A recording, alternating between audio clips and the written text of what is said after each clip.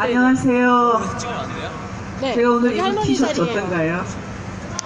멋지죠? 있으면 끝나고 갈게요. 올해 우리가 활동을 시작한 지 30주년이 되는 해입니다.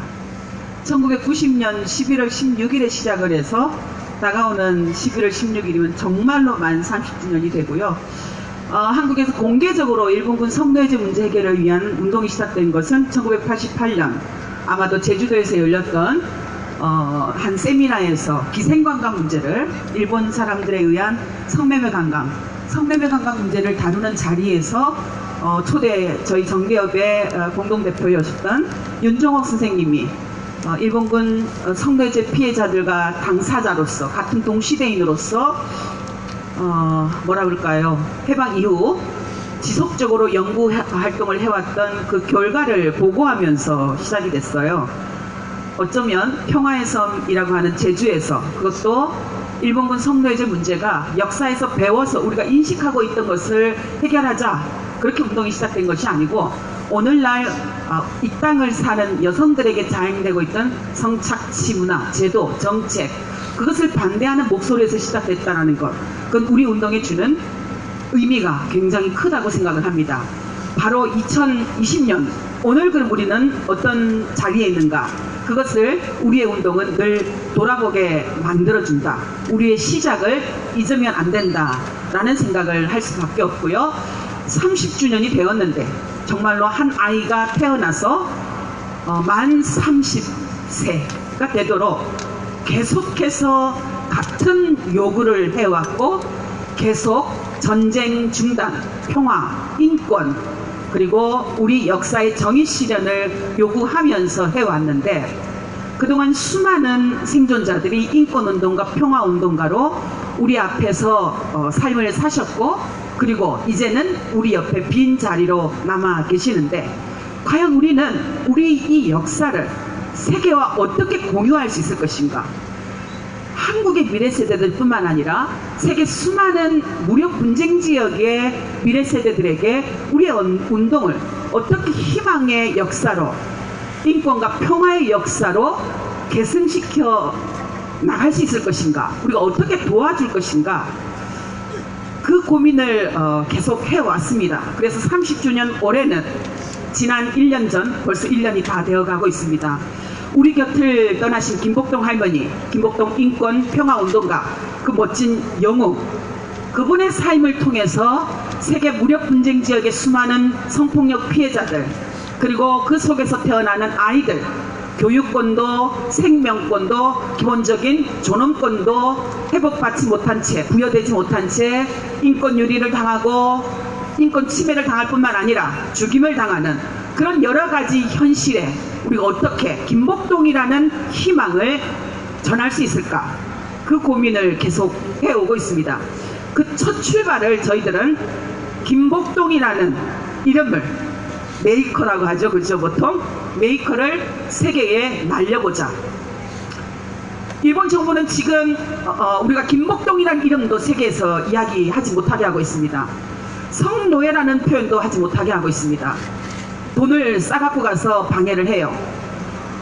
작년부터 저희가 우간다 내전에서 성폭력 피해를 입은 여성들이 우리도 쉼터가 필요합니다. 나비기금 지원을 받고 우리가 힘을 내고 있지만 우리 지역에 쉼터를 혹시 세워줄 수 있을까요? 그 이야기를 했고 김복동 할머니의 그 희망의 메시지를 그 여성들과 함께 만들기 위해서 우간다 내전의 성폭력 피해자들이 살고 있는 글루라는 지역에 김복동 센터를 세우기 위해서 활동을 해왔습니다. 그런데 어떻게 알았는지 저희들이 하고 있는 한글 포스팅들도 SNS 포스팅들도 다 수집해서 일본 정부가 우간다 정부를 압력하고 우간다 정부가 그 생존자 단체를 압력해서 저희가 착공식을 하러 간 자리에 우리들도 있는 자리에서 생존자 단체 대표인 피해자를 향해 겁박을 하고 너는 거짓말장이다. 너는 왜 네가 납치되었다는 것도 계속 바꿔지고 있느냐 등등 일본 우익들이 우리 피해자들에게 향했던 똑같은 공격과 2차, 3차 가해를 자행하는 것을 우리 눈으로 지켜봤습니다.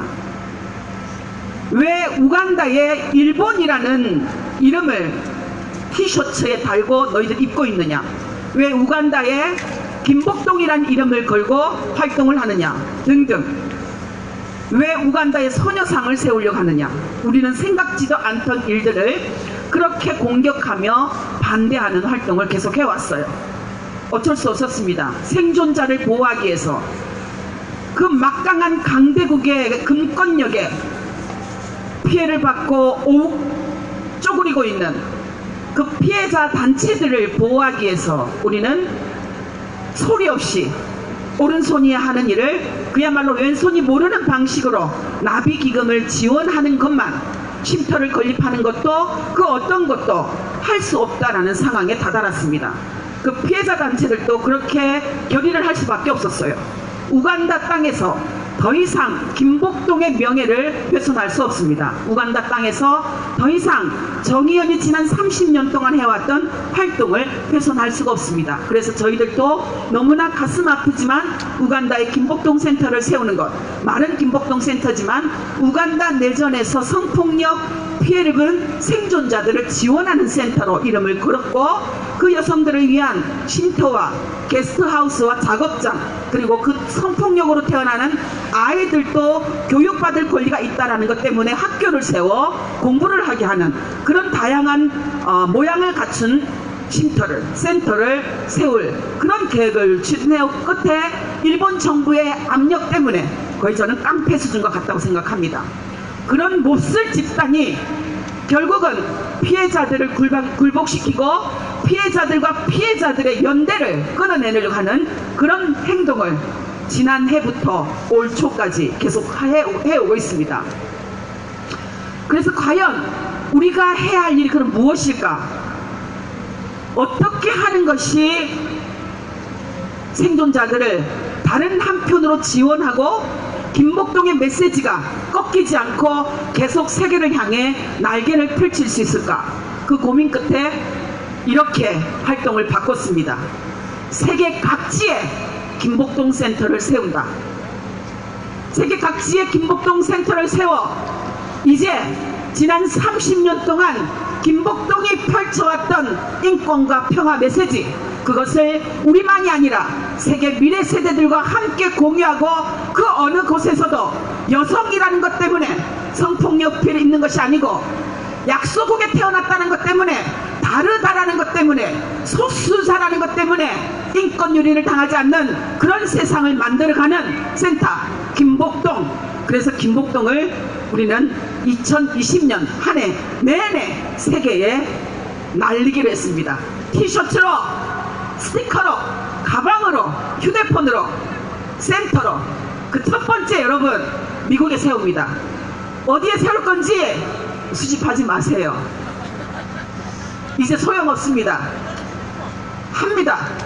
미국에 세워서 저 유태인들이 학살당했던, 인권 침해당했던 홀로코스트 뮤지엄이 세계 각지를 가면 어디였든 우리가 볼 수 있듯이 일본군 성노예 피해자들이 아시아 태평양 지역에서 숨죽이며 인권 침해 피해를 입고 반세기가 지나도록 침묵할 수밖에 없었던 그 2차, 3차 가해 그 죄악들을 세계가 함께 배우고 그 여성들의 인권 회복, 지금이라도 가해자들은 당연히 처벌받는 역사를 우리는 만들려고 합니다. 그것을 통해서 가해자가 처벌받는 현실, 피해자는 인권 회복이 되는 현실을 통해서 자라나는 우리 세대들에게는 전쟁이 일어나면, 그리고 부정의한 정권이 만들어지면 이렇게 약한 사람들이, 힘없는 사람들이, 소수자들이 차별받고 그리고 탄압을 받는구나, 그런 세상을 바꿔나가야겠구나 하는 교육을 함께 만들어 가고 싶습니다. 그것을 세계 각지에서 지난 30년 동안 우리와 함께 연대해왔던 평화와 인권을 사랑하며 손잡고 동행했던 수많은 사람들과 함께 나갈 것입니다. 여기 계신 여러분들이 그 주인공이 되어 주셔야 돼요. 정의당 주인공이 되어 주실 것이라고 믿습니다. 우리 훈열씨, 네, 손 들었습니다. 주인공이 되시겠다고? 나중에 저한테 물어봐 주세요. 자, 다음 하나.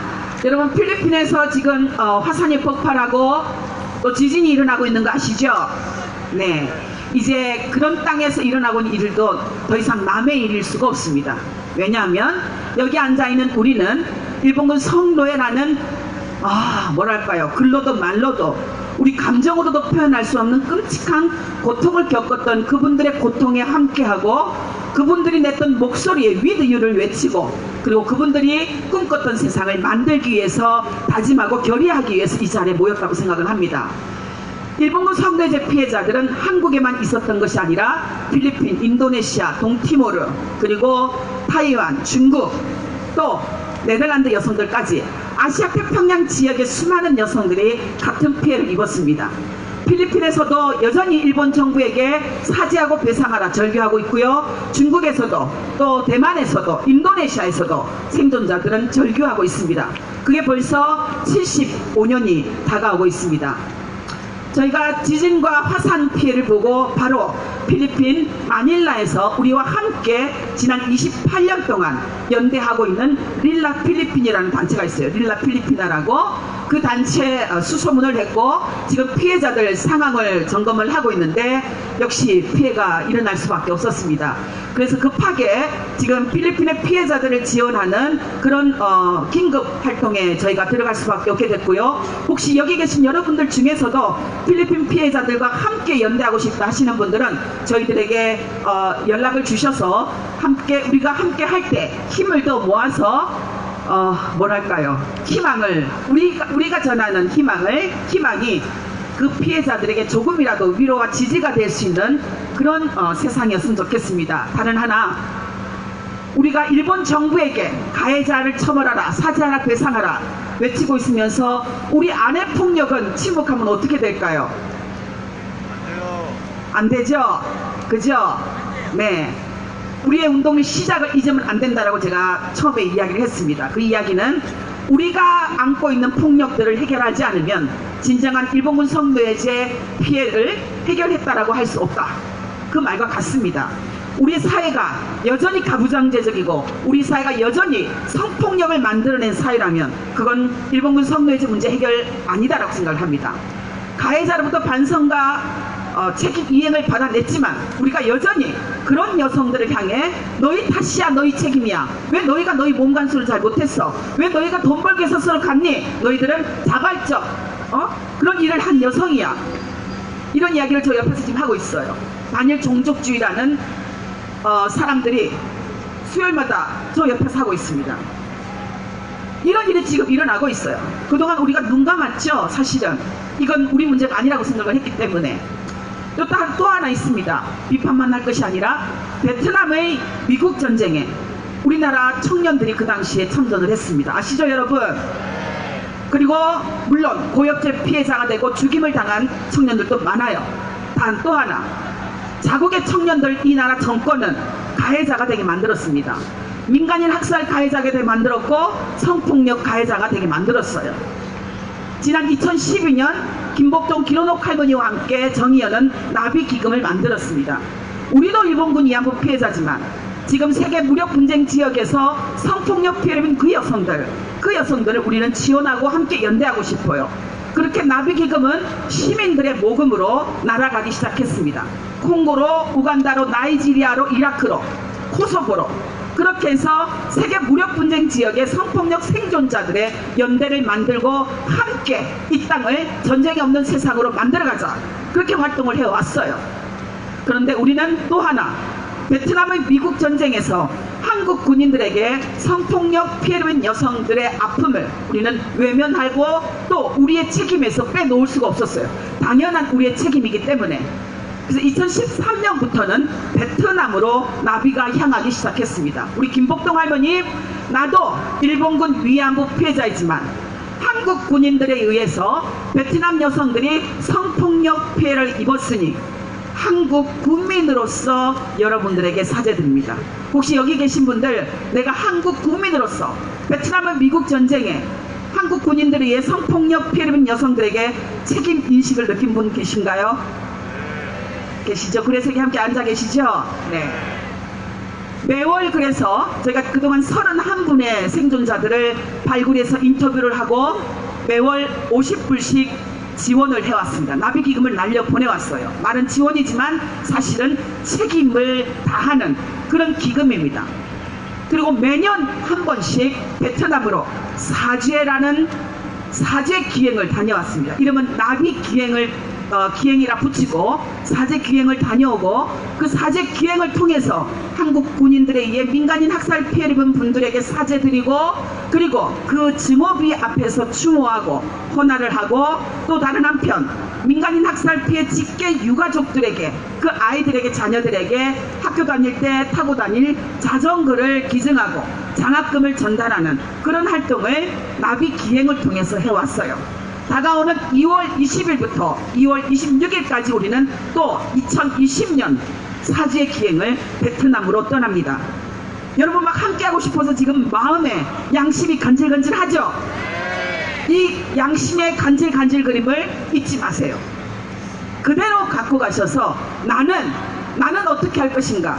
어떻게 해야 되겠어요? 이 정부가 사죄해야 되지 않겠어요? 우리는 일본처럼 하면 안 되잖아요. 그죠? 이 정부가 대한민국 정부가 베트남에 사죄하고 책임을 다할 수 있도록 그 피해자들의 가슴에 얽힌 지난 상처들을 50년이 넘은 상처들을 치유시킬 수 있도록 누가 만들어야 됩니까? 우리 국민이 만들어야 되죠? 그런데 국회가 지금 그 사죄 결의 하나 제출하는 사람을 본 적이 없습니다. 그죠?